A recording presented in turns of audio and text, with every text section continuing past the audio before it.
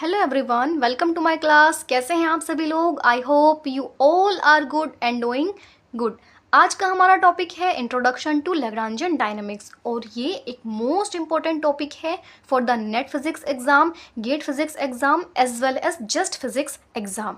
तो चलिए स्टार्ट करते हैं आज का हमारा topic introduction to Lagrangian dynamics. सबसे पहले हम ये देखते हैं कि लैग्रांजियन डायनामिक्स आखिर होता क्या है। लैग्रांजियन डायनामिक्स को हम हमारे ट्रेडिशनल न्यूटोनियन अप्रोच के ओवर यूज़ करते हैं। चलिए देखते हैं लैग्रांजियन डायनामिक्स के कोर कंसेप्ट्स क्या क्या होते हैं। लैग्रांजियन को हम डिफाइन करते हैं difference between systems kinetic energy and potential energy. मतलब अगर हम काइनेटिक एनर्जी और पोटेंशियल एनर्जी के बीच का डिफरेंस लें तो वही हमारा होता है लैग्रांजियन। लैग्रांजियन को हम रिप्रेजेंट करते हैं कैपिटल एल से और इसको हम लिखते हैं L is equals to T minus V, जहाँ पे L हमारा लैग्रांजियन है, T हमारा सिस्टम की काइनेटिक एनर्जी है और V सिस्टम की पोटेंशियल एनर्जी है। The most important thing is generalised coordinates. अब बात आती है कि जनरलाइज्ड कोऑर्डिनेट्स क्या होते हैं। जनरलाइज्ड कोऑर्डिनेट वो सेट ऑफ इंडिपेंडेंट पैरामीटर हैं जो सिस्टम के कॉन्फ़िगरेशन को कम्प्लीटली डिस्क्राइब करते हैं, वो होते हैं हमारे generalised coordinates. The third one is action. Action simply हमारा, अगर हम लैग्रांजियन को टाइम के रिस्पेक्ट में इंटीग्रेट कर दें तो वही हमारा होता है एक्शन। एक्शन को हम रिप्रेजेंट करते हैं एस से और एस होता है S is equals to integral of L function of q dot t d t. यहाँ से हमें ये पता चलता है कि जो हमारा लैग्रांजियन है वो पोजिशन, वेलोसिटी और टाइम इनका फंक्शन होता है।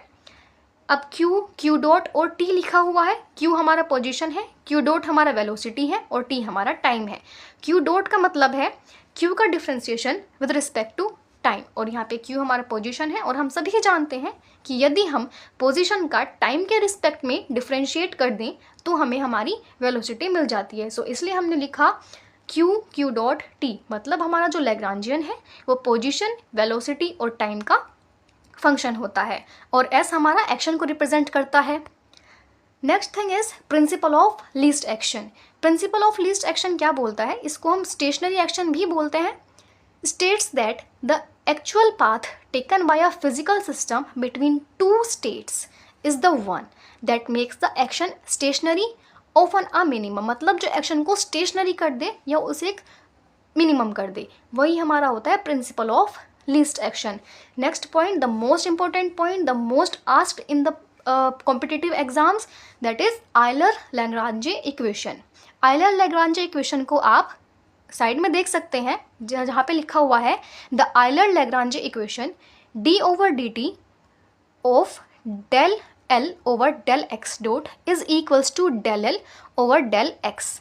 मतलब एक्स डॉट का मतलब है लैग्रांजियन का वेलोसिटी के रिस्पेक्ट में डिफ्रेंसिएशन एंड देन उसका टाइम के रिस्पेक्ट में differentiation is equals to del L over del x. मतलब जो हमारा लैग्रांजियन आएगा उसका पोजीशन के रिस्पेक्ट में डिफ्रेंसिएशन।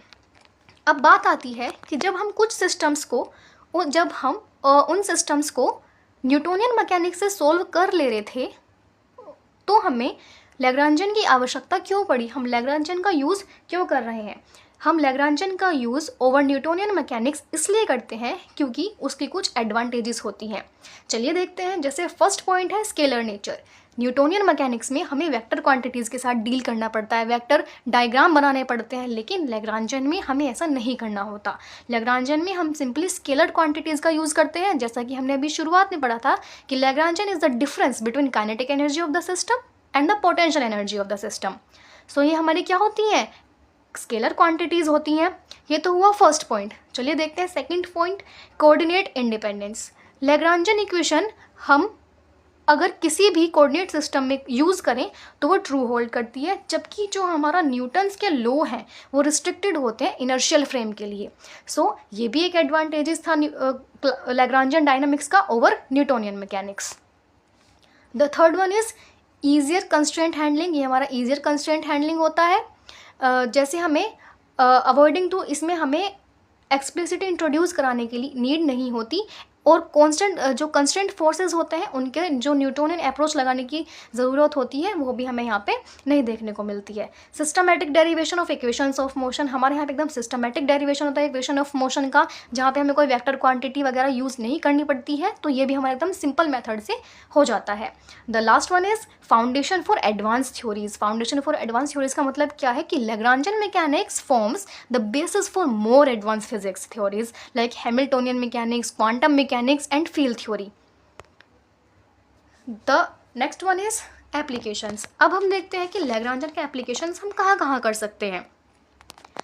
चलिए देखते हैं। The first of all is aerospace engineering.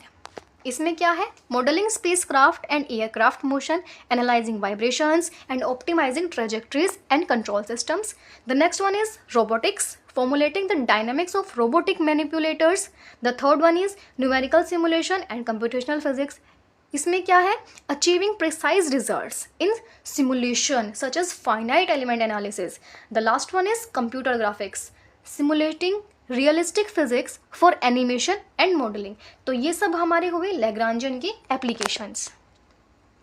अब हम लैग्रांजियन डायनामिक्स को और अच्छे से समझने के लिए इसके कुछ एग्जाम्पल देखेंगे, सोल्ड एग्जाम्पल्स देखेंगे, क्योंकि जब तक हम किसी कोई कंसेप्ट समझते हैं, उसकी प्रॉब्लम्स लगाते हैं, तो हमें समझ में आता है कि अच्छा भाई इसमें ये सब हुआ है, तो हम उसको और अच्छे से समझ पाते हैं। जब हम खुद से वो करके देखते हैं तो वो हमारे माइंड में चीज़ बैठ जाती है।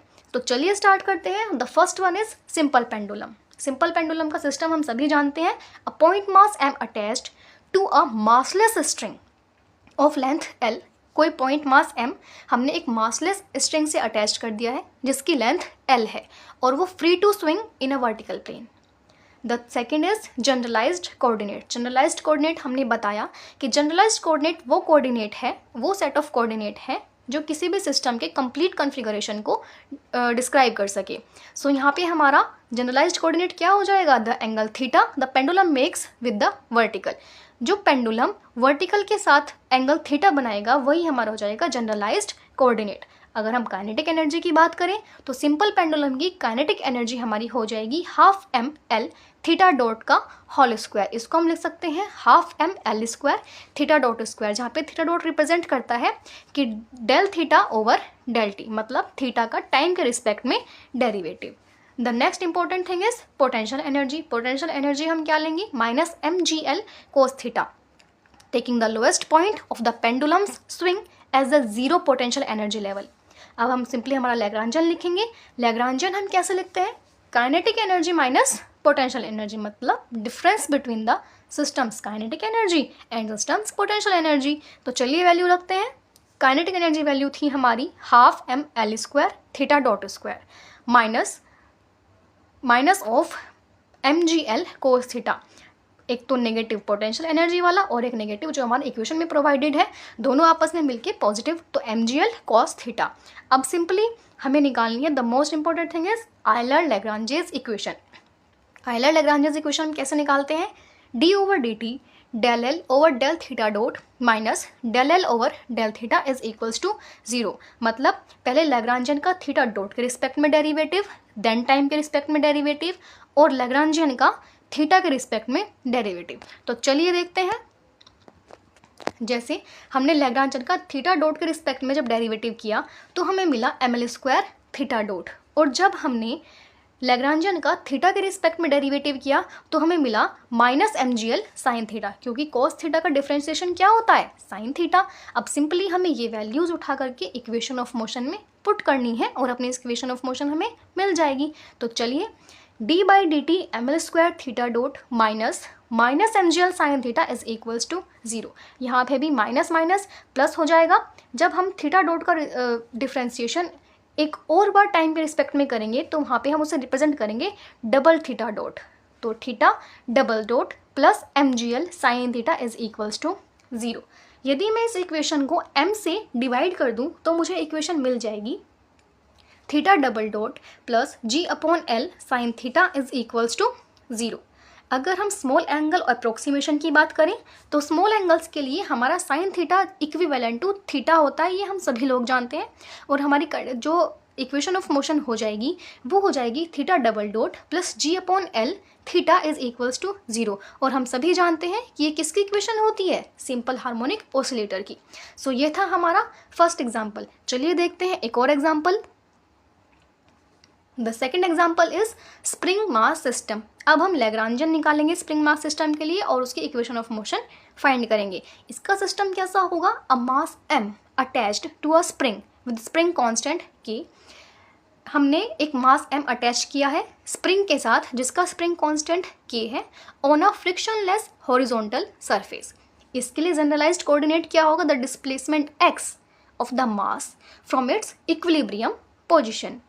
काइनेटिक एनर्जी हमारी क्या होती है स्प्रिंग मास सिस्टम के लिए, हम सभी जानते हैं हाफ m x डॉट का स्क्वायर।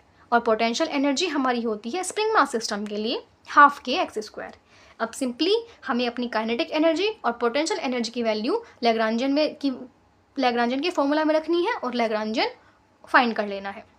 सो लैग्रांजन फाइंड करने के लिए हम क्या लेते हैं, difference between kinetic energy of the system and potential energy of the system. So let's put it half mx dot square minus half k x square. हमारा लैग्रांजन हमें मिल गया है। अब हम सिंपली हमारी इक्वेशन ऑफ मोशन फाइंड कर सकते हैं। कैसे, आयलर लैग्रांजन इक्वेशन में पुट करके। मतलब सबसे पहले हमें लैग्रांजियन को x डॉट के रिस्पेक्ट में डिफ्रेंशिएट करना है और फिर उसको टाइम के रिस्पेक्ट में डिफ्रेंशिएट करना है।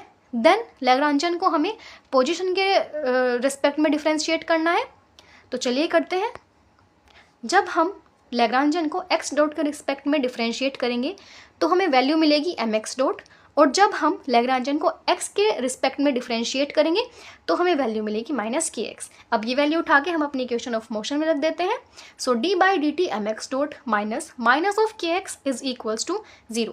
जब हम x डॉट का दोबारा से टाइम के रिस्पेक्ट में डिफ्रेंशिएशन करेंगे तो हमें x डबल डॉट मिलेगा और m हमारा कॉन्स्टेंट क्वांटिटी है और minus minus is plus. So mx double dot plus kx is equals to 0। हम सभी जानते हैं कि ये स्टैंडर्ड इक्वेशन होती है हमारे सिंपल हार्मोनिक मोशन की। अब अगर मैं इसको m से डिवाइड कर दूं सो हमारी इक्वेशन हो जाएगी x double dot plus k by m x is equals to 0, जहाँ पे k बाई m को हमारी एंगुलर फ्रीक्वेंसी होती है जिसे हम लिखते हैं omega is equals to under root k by m। So ये हमारा सेकेंड एग्जाम्पल कंप्लीट हुआ जो हमारा था स्प्रिंग मास सिस्टम के लिए। यहाँ पे हमारा लैग्रांजन का टॉपिक भी कंप्लीट होता है। आई होप आप सभी को बहुत अच्छे से समझ में आया होगा, आप सभी के डाउट्स क्लियर हुए होंगे। अब आपको इसमें कोई डाउट नहीं रहा होगा, एग्जाम्पल्स बहुत अच्छे से समझ में आए होंगे। और लैग्रांजन एक मोस्ट इंपॉर्टेंट टॉपिक है for the competitive exams like NET physics exam, GATE physics exam as well as JEST physics exam. ये इसमें काफ़ी मार्क्स में पूछा जाता है, काफ़ी इसका वेटेज होता है, तो आपको इसे अच्छे से तैयार करना है। और यहाँ हमारा टॉपिक कंप्लीट होता है। वीडियो अगर आपको पसंद आई है तो वीडियो को लाइक कीजिए, चैनल को सब्सक्राइब कीजिए और कमेंट सेक्शन में कमेंट करना बिल्कुल मत भूलिएगा। मेरे लिए कोई सजेशंस, आपको नेक्स्ट किस टॉपिक पर वीडियो चाहिए, please comment in the comment section. तब तक के लिए thank you very much for listening carefully. Bye everyone, best of luck for your studies, keep doing and keep hard working.